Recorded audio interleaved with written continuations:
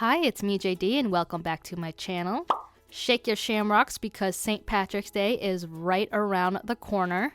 We'll be making some St. Patrick's Day cards, and make sure you subscribe because a little leprechaun told me it would bring you good luck if you did.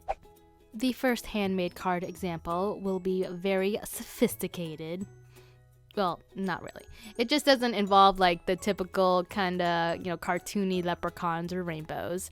I have this beautiful die and background die that I'm going to use later, but right now I'm doing some ink blending with this really pretty set of colors. I'm not really worried about blending it because it's going to be covered up by a die cut, but as I'm looking at this set of colors, I'm like, this is really pretty and pleasing to the eye. Like, why hasn't it been used before? And then I realized, oh yeah, it has. Inspiration can come in all forms, I guess. So now we will swiftly get back to the card at hand. I'm going to run this background die through my die cutting machine, and out pops up this beautiful panel that is perfect for this background. It's very floral and happy and springy, and I know, right? Florals for spring. Groundbreaking. But I thought it'd be perfect for this card, and the only thing I wish there was like a little more space for me to add some glue on, just because I'm a klutz and so I got glue kind of all over my hands when I was adhering this piece down. But it worked out anyway. I just sopped up the excess with like a paper towel. Next, I'll run my Word die through the die cutting machine and use some glitter paper because, well, why not? And it came out with this beautiful handwritten sentiment that says, "Lucky to know you." As I laid the Word die cuts on my card front, it just kind of looked really busy, like the sentiment was getting lost. So I decided to add some vellum. I doubled up on 2 layers of vellum, and I'm just going to attach them to each other with some really strong double-sided adhesive. And then I'll fold it over to the back to attach the vellum to my card front. That way the adhesive doesn't show. I'll use a bone folder to get really nice, crisp creases. A little trick I use is to tape the vellum temporarily to the front so I have my placement, and then I add the really strong double-sided adhesive down, just to make sure the vellum piece is centered across my card. After adding the vellum piece, the Lucky to Know You piece was just too large, so now it became Lucky You! So a friendship card became essentially a good luck card, which is good to know that you can get more mileage out of this word die. Alright, now I'm going to add some colorful gems because why not? And I think it really finishes off the piece and it makes it really stand out and add some pop to this really fun St. Patrick's Day card. Okay, the next card is a Leprechaun rainbow card.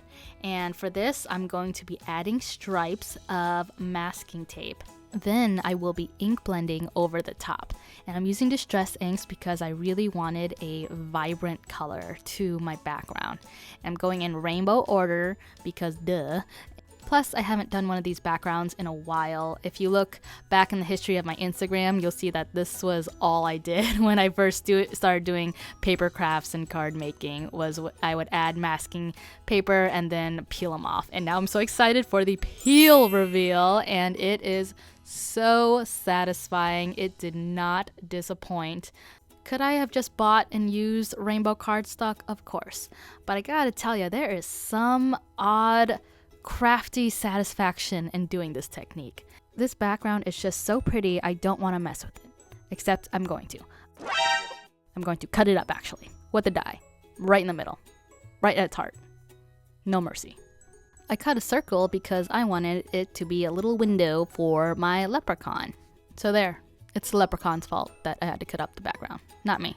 Alright, stamping little leprechaun guy in some Copic-friendly ink, trying to get him as centered as possible. Then I'll color him in typical leprechaun-y St. Patrick's Day colors. My son said he's a good leprechaun because he's sitting crisscross applesauce. Gotta love the observations that our kids make.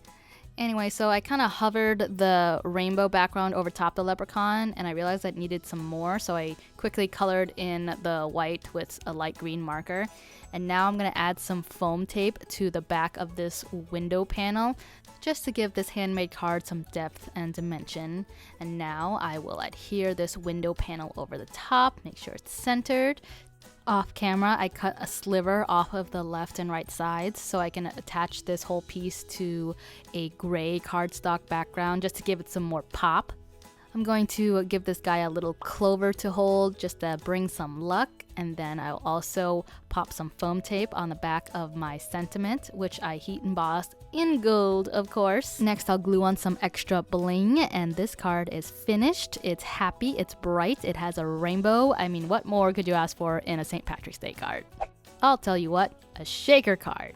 The window in this previous card inspired me to create a shaker card window in my next card. I'm going to incorporate more leprechauns and more rainbows, this time with some gold sequins. And as you can see, I don't like to waste paper, so the scrap that I used to cut off the little clover from, I'm going to reuse for the card base for my shaker card.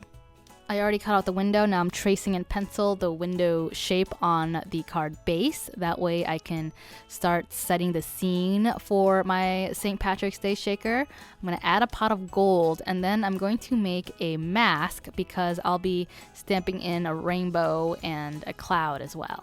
So the thing was, I couldn't find my cloud die. I used it recently and I just don't know where I placed it, so I just kind of traced and cut out my own cloud mask, which works. It works fine. And now I'm just going to stamp my rainbow over the top of these two.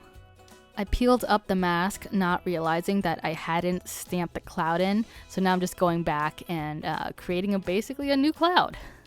Thankfully, it's an easy shape to draw, and if you mess up, well, that's why you do it in pencil. Once I was happy as a cloud with the cloud, that's when I went in with my my micron pen to trace over what I drew in pencil. Next, I'm going to bring out the Copic markers and start coloring my scene in. It's going to be a very happy pot of gold at the end of the rainbow, blue sky kind of scene, and I'm already coloring outside the lines. Great. And here's my example of how I shade. I do light to medium to dark to medium to light, and it looked okay. I think I'm getting better at coloring. What do you guys think? Yay, nay, stick to other techniques? Let me know down in the comments. Anyway, so now I'm going to attach my acetate to my window panel with some really strong double-sided adhesive. Then I'm going to bring out the foam tape, doubled up foam tape, and start building the well for my shaker so no shaker bits or sequins can escape. That sounds really morbid. The shaker bits are fine, the sequins are fine. I just want to give them a home that they can never leave or escape from. Is that better? It's pretty much the same, isn't it? Yeah, it's the same. Y'all, it's been a long week. I'm not gonna lie. But your guys' comments and your support and your positivity is what keeps me going on this channel. So next I'll peel off this foam tape backing and adhere my shaker window to the background piece, making sure it's nice and centered. Then I'll give this shaker a quick test to make sure that the sequin bits are there forever. My shaker window needed a little more pop, so I decided to cut out a frame for it out of some coordinating cardstock and just attach it right over top.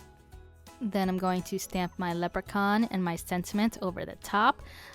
In retrospect, I probably should have done this step first, just because we all know how I color. But I thought I'd be brave and just go with it and be really, really careful when I colored. And it all worked out nicely. It was definitely a lot of pressure coloring this part at the last step because I did not want to mess up, because I do not like to start over on cards. Anyway, this completes the card. It's a happy leprechaun shaker. Next, I thought I would try my hand at a masculine St. Patrick's Day card. I saw this ink color combination on Christina Warner's channel, and I thought I just had to try it for one of my projects. So I'm using some Bristol paper and some distress inks, and what happened was some of the ink pads were juicier than others, and some were really dried out, so I had to take some of them to from ink pad to paper, which kind of oversaturated my background. and I spent a good 10 minutes trying to even all this out. But I let it kind of dry overnight because I was kind of frustrated with it by that point. But it still turned out all right. It's a little darker than I wanted to, but it's perfect for a masculine card. And similar to the card I did previously, I'm going to add some strips of tape, but this time using Scor-Tape, a really strong double-sided adhesive, because I'm going to add these gold flaky thingies. Be warned, if you're going to use these, definitely use like a box to catch all the little extra flakies, and turn off all of the fans and vents if you can, because these are so delicate that even the slightest little breeze will like have them flying all over the place. But they're really fun to play with. They have this really interesting texture to them. Like if you are a big sensory person, I would just get this jar of flakes just to play with because it's an odd sensation, but it's an interesting one. Anyway, so what I'm doing is that I'm peeling off the backing of the Scor-Tape and laying down the flakes over top and then just brushing away the excess with this stiff brush. And it creates this really textured gilding on your card.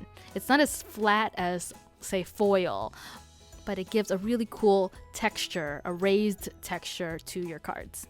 Okay, once I was done with the gilding flakes, I'm going to heat emboss a sentiment over this card panel. I dusted it with some anti-static powder tool, and then I'm going to stamp my stamp or ink my stamp in Versamark ink. Swing the door over with my MISTI, and then pour some embossing powder over. And it turns out that my card front was not as dry as I thought, because I had some spare powder sticking to places I didn't know that it would stick to. So I'm going to use my paintbrush to brush it away, but as I look at this piece more and more, I realized that I kind of like the distressed look. So I just went for it. If I'm going to go for it, let's go for it. You know what I mean? So I like splattered a whole bunch of water on my hand to splatter that onto the card panel, and that way I could pour some more embossing powder over top to make them stick to the little splatters. And it created this really cool, like abstract looking sentiment. It added a touch of whimsy to my card, which I really liked. Instead of the clean and modern look that I originally intended to, I kind of like this distressed, kind of grungy look of this heat embossed sentiment. Plus, if you're prone to card making mistakes like me, then this is the perfect technique for you. There's a special place in my heart for these projects that, start from potential disaster and end up as happy accidents. And so the gilding flakes and the embossing powder really add a nice golden touch to this good luck card. And that does it for me. Thank you guys so much for watching. Have a happy St. Patrick's Day weekend and stay tuned for the next video.